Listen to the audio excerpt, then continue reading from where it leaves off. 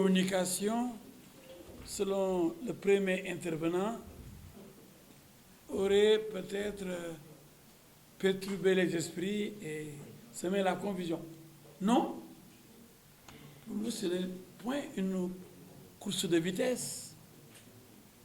Nous communiquons au moment où il faut communiquer. Et nous avons pris aujourd'hui la décision d'inviter la presse nationale et internationale pour que nul n'en ignore, comme on le dit dans notre jargon judiciaire. Entre-temps,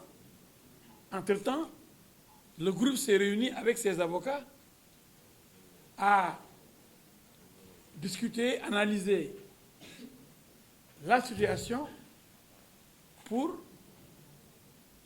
internationaliser le combat et pour, en réalité, par rapport à l'arbitrage dont Seydou a parlé, voir ce qu'il faut faire. Ce n'est pas avec la précipitation qu'on va régler ce problème, mais quand même, nous sommes allés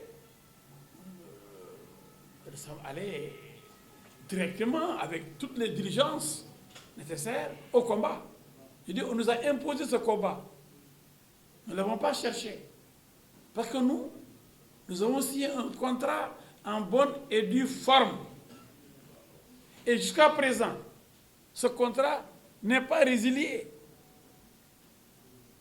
Il n'a pas été résilié. Et il n'y avait pas de date butoir par rapport à une autre question. Il n'y avait pas de date butoir pour résilier. Pour résilier. Donc, nous avons réagi à temps, en responsable. Et en responsable. C'est un combat qui concerne l'ensemble de la presse du Sénégal. Comme l'a dit Mamadou Ibra, c'est la démocratie qui l'exige. Et je crois que l'intervention d'Adama Kandé vient confirmer ce que disait Mamadou Ibra et ce que la FIFA aussi condamne. Il faut la pluralité. La pluralité. Le monopole, ça ne peut pas exister. Donc, on ne peut pas aussi favoriser la RTS par rapport à ses concurrents. Cela ferait désordre. Donc, par conséquent, je crois que cela ne pose pas de problème.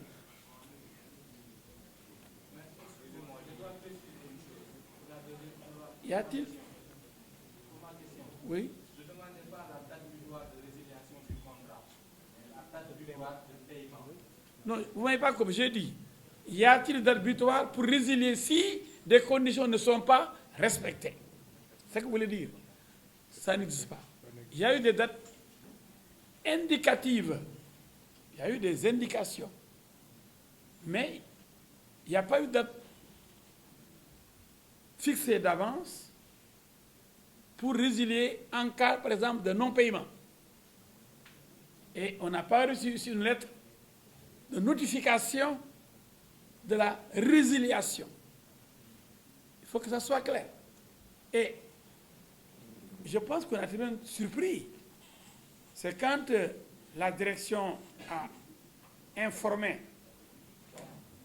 le Sénégal, quelques jours après, on a appris que la RTS nous a remplacés. Ça a été une grande et grosse surprise. Qu'est-ce qui s'est passé entre-temps? On ne sait pas. On ne peut pas nous remplacer comme ça. Il n'y a pas de date butoir. On ne nous a pas dit, si vous ne payez pas au-delà de telle date, on va résilier. On ne vous montrera jamais ce document-là. Il y a aussi fraude. Parce que niveau de télévision ne dit pas la vérité. Il y a eu 17 jours qui séparent cette lettre qui aurait entraîné la fin de notre contrat, de notre compagnonnage. Du 1er au 18 août, il y a une différence énorme. On nous balance comme ça que le 1er, on vous a saisi. Qu'on nous le montre, qu'on nous le prouve. C'est facile de tricher et ensuite de venir raconter n'importe quoi pour se rattraper. Alors, est-ce qu'il y a explication avec New? Mais New a essayé de tricher, donc nous avons déjà des éléments concrets qui prouvent l'intention frauduleuse, même par rapport au communiqué signé par New World, la RTS, avec le logo de la FIFA, on sent la combine. On sent la nécessité toujours de tromper l'opinion. Quelques heures après le premier communiqué, modification au niveau du logo de la FIFA. Pour le même texte, le même contenu. Cela pose problème. Cela prouve qu'on s'est rendu compte qu'on a commis une erreur ou une faute ou une forfaiture et il fallait corriger immédiatement. Mais entre-temps, il y a la capture d'écran, l'élément est là. On vous a montré la différence pour le même texte. Mais nous ne voulons pas, nous allons nous battre, mais nous ne voulons pas, c'est vrai que nous pouvons aller jusqu'au bout, mais nous ne voulons pas priver les Sénégalais de retransmission de la Coupe du Monde. Dama ni groupe E-Média Invest bi nga xam ni Mamadou Ibra Kane moo ko jiite Sénégal moo ko ñor ki bu demee ba fekk fa ay télé yu ko mag gën koo màgget mu duma leen ci biñ ne kaay leen indi ku nekk ñu xam nooy def noo toogee noo mënee pour ñu jox la loo xam ni bu Coupe du Monde bi commencé yow yaay koy jël di ko won Sénégalais yi tasaare image yi ñëpp fu ñu toll Tambacounda Kédougou Dakar Ziguinchor partout dina mën a xool match de football yi bi TFM joxee ne man ni laa ko bëggee nii laa ko mënee nii laa koy defee RTS def noonu moom it Sen TV def noonu ITV wane mëninam lu toll ni FIFA du caaxaan parce que même contrat bi FIFA daf koy xool ba dañu koy signé contrat bi ak toggaloo yooyu ñuy wax New World télévision FIFA daf ci teg bëtam du lu neex rek ndax kooku contrat bi FIFA moo ko jox loolu moom mu jox ñu ñun FIFA xool ñoom ñu xool ni groupe bi ñoom ITV ñoo mën E-Média li mu wax moo yenu maanaa moo mën Sen TV moo mën TFM moo mën RTS ñoom ñeent nag ñoo jóge Sénégal di xëccoo ku ne ni maa bëgg di jox ma droit de retransmission match yi ma di ko wane sama réew ñun ñeent ñëpp ñu bokk réew mi ñu tànn toujours le meilleur élève de la classe xam nga njëkk a fecc taxal mu jéegéew aux Zambiens la valeur n'attend point le nombre des années loolu la tubaab wax ki mujjee ñëw mën ñi ko njëkk a ñëw ba mën seen baay ak seen yaay muy RTS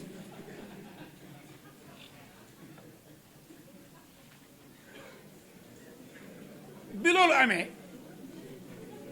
mu am njomme bu xew njomme bi mooy bu ñu yëgalee Sénégal ñun ñoo yore affaire bi ñun la ñoo ko yor yëgal ko aussi ki nga xam ne moo jiite CRA muy Babacar Diagne wan ko di ko comme ñun ñoo ko yor rek dañu bañ keneen ñëw dañoo indi ay gàllankoor mu toog ñeenti fan juróomi fan tontu ñu ne RTS kat léegi moom affaire bi fukki fan ak benn la toog soog ñu tontu mu toog fukki fan ak benn tontu ñu ci diggante bi nag dañu yaakaar ni am na woon ay rumalant ay mbir pour affaire bi ñu nangu ko foqate ko ci sama gars yi jox ko ñeneen ñi muy RTS loolu nag moo ñu jaaxal jommal ñu li ñu gën a jommal nag mu ngi ñëw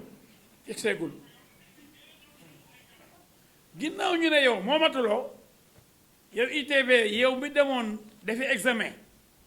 ñu ne yaa jël ndam li yaa am prix d'excellence yow mii yaa admis ñu ne non def leen ndànk yow admettoo yow doo dem amuloo baccalauréat doo jàll te yow ne woon ne yaa jël premier du centre déggoo ma de def nañ examen bi ñu ne kii moo jël prix d'excellence moo leen raw yéen ñëpp waaye li gën a métti nag ñu ne yéen da ngeen a waroon a joxe juróom-ñaar téeméeri million waaye am na ku ñuy wax état du Sénégal xam nga état du Sénégal bokkul ci appel d'offre bi moom du RTS moom du TFM moom tudd Sen TV état du Sénégal la tudd moo ñu boot ñun ñëpp état bi lañ ñu ne am na ku ñuy wax état du Sénégal moom de fayal na ku ñuy wax RTS bi nga xam ni dàqoon nañ ko amutoon baccalauréat nee na léegi day dem Sorbonne na jëm yow nga redoublé woon léegi ñu ne yow yaa jàll mais li gën a garaaw 700 millions yi ñu waroon a fay ñun nga xam ni préparé nañ sur banque yëpp ba nga xam ne virement moo des ñu fayloo état du Sénégal 1 milliard 975 millions et quelque 1 milliard différence de 300 millions ku mel ni Birahim Seck seen naa ko fi xam naa am na liggéey moom ñoom ci liggéeyal ci transparence la ñuy liggéey mënuñ comprendre ci ay juróomi fan fukki fan ak benn yooyu rek ñu fayloo fi koo xam ne ñun war nañu rey ba ñu dee ñu suul ñu ñoom ñi nga xam ne bokkuñu woon jóguñu woon ñu daal di jóg taxaw ñu tëdd ñu daal di jógandoo ak 1 milliard pour mën a bokk loolu aussi tey na xel loolu aussi Birahim Seck interprété nañ ko ci parce que yàlla moo ko fii nii mu jàppale parce que xam ngeen ko moom ci lu leer lay dox donc côté boobu bëggoon naa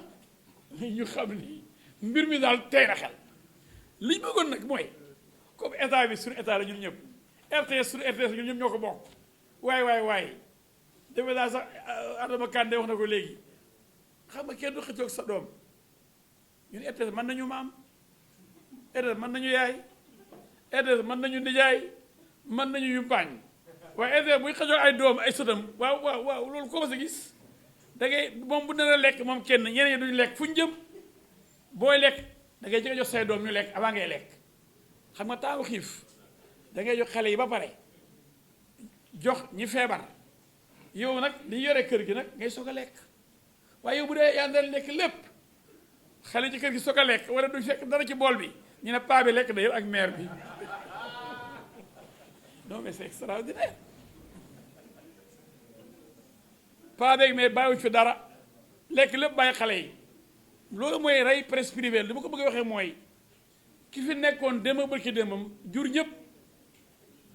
moom de bi jaar na fa Assane Samba jaar na fa DJ Boubs jaar na fa ñu bëri fa leen jaar RTS mooy yaay mooy bàyyi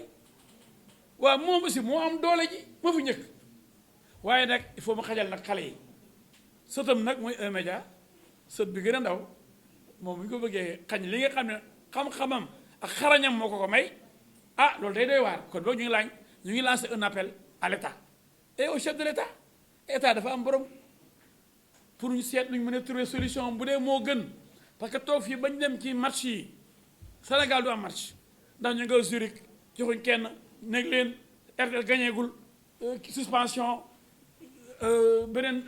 arbitre yi jugé guñu renvoyé nañ dossier bi ba match yi ñëw fu ñu jëm laa wax kon nañu toog waxtaan parce que rek fuqale baaxul dafay indi biir buy daw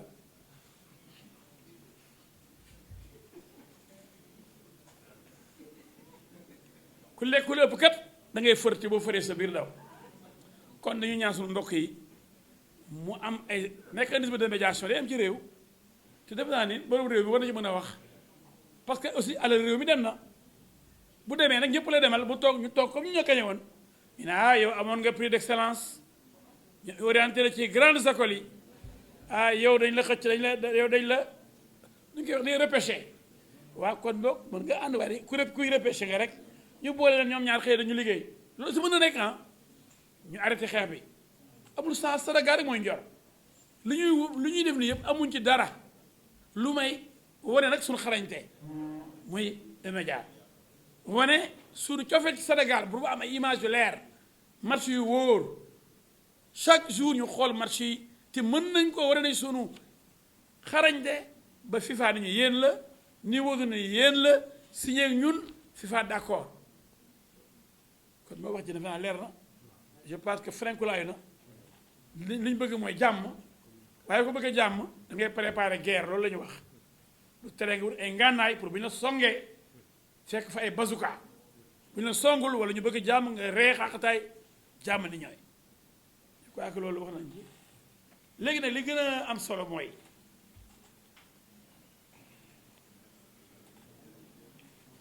li gën a am solo mooy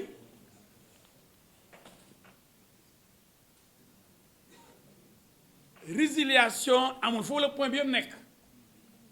kenn masu ñoo wax bokkatu leen ndax defu leen lii ngeen war a def foqati nag mënul am foqati mënul am kon doog nañu waxtaan ba juboo en tout cas ñun wut nañ ay avocat yu nekk fii ak yu nekk bitim réew arbitrage war naa am parce que loolu la contrat bi wax bu ñu naree dem ba Suisse canton de Zurich fa la FIFA nekk man mii xam naa fa dem naa fa añ naa fa ak Seb Blatter ak Platini ak Seyd Fakhri mu nekkee président fédération sénégalaise de football foofu nag dafa dem dafa metti dafa xuloo dafa metti dafa xeex dafa metti ak ay tubaab yu ñor xom tubaab yu mën seen liggéey xarañ ñoo xam ne ñoom xamuñu ay njuuj njaaj waaw njuuj njaaj bu amee nag te ñu xam ne ñun benn njuuj njaaj defuñu ko wóor nañu dañu gañee te bu ñu gañee wala ñu waaj a gañee match yi dañaa ay yéen la est-ce que diggante boobu est-ce que décision bi dina génn ba bañ xam kan mooy